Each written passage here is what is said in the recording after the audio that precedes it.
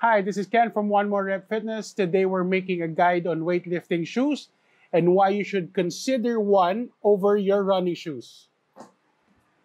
Let's get started.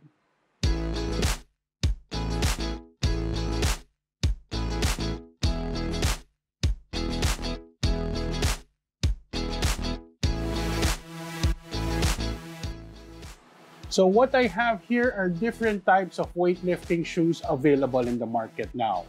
So what makes a weightlifting shoes? The very first one is it has a nice wide flat sole. Because of its larger footprint, this will make your lifts more stable, giving you that stability you need when you're doing your big lifts. Another thing that is typical of most weightlifting shoes is the higher collar.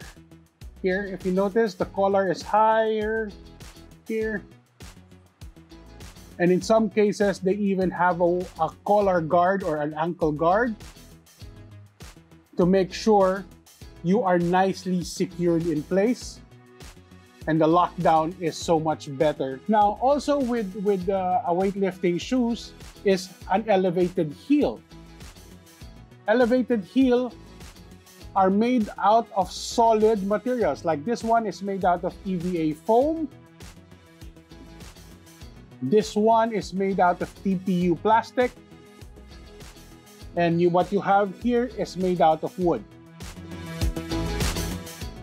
The difference is mainly because of cost.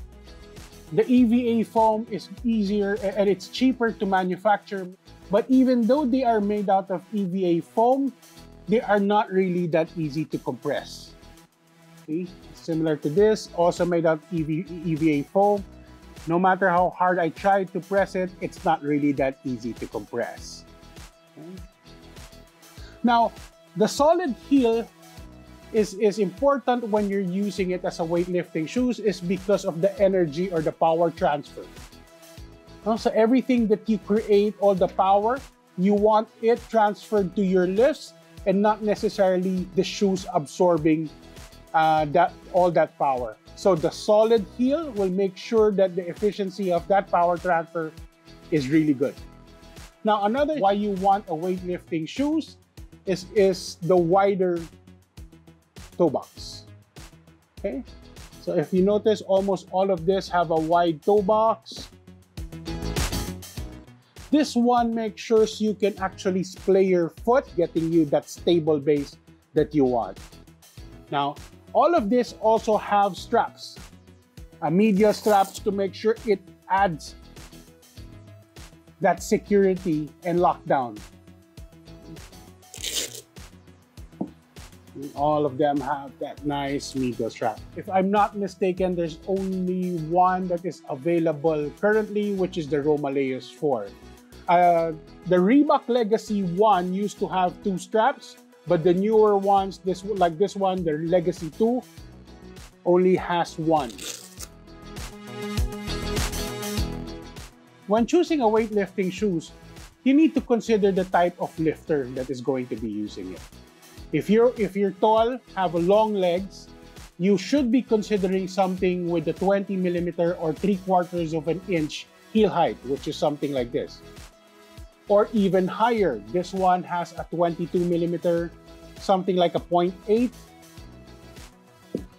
or even a 1-inch heel, like this one from Position.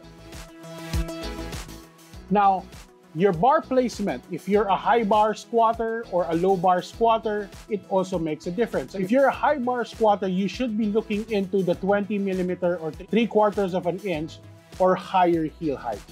So, typical to the Power Perfect 3, Legacy 2, and the Position. Also, your stance will come into play. If you're the type who have a narrow stance, you can be looking at the higher heel options. But if you're the type who has wide or wider than shoulder width, then a low heel option might be good. But in any case, the advantage of actually using a weightlifting shoes is, for one, compared to wearing barefoot, you have that added protection in case the weights drop or some accidents with you hitting on the cage. This will add that extra safety And for some lifters, the traction is very crucial when they lift. So this is one of the good things about a weightlifting shoes is all of them have nice grippy soles. If you have any more concerns about choosing the best weightlifting shoes for you, feel free to get in touch with us. I'll be posting a link below of our Facebook and our Instagram. Thanks.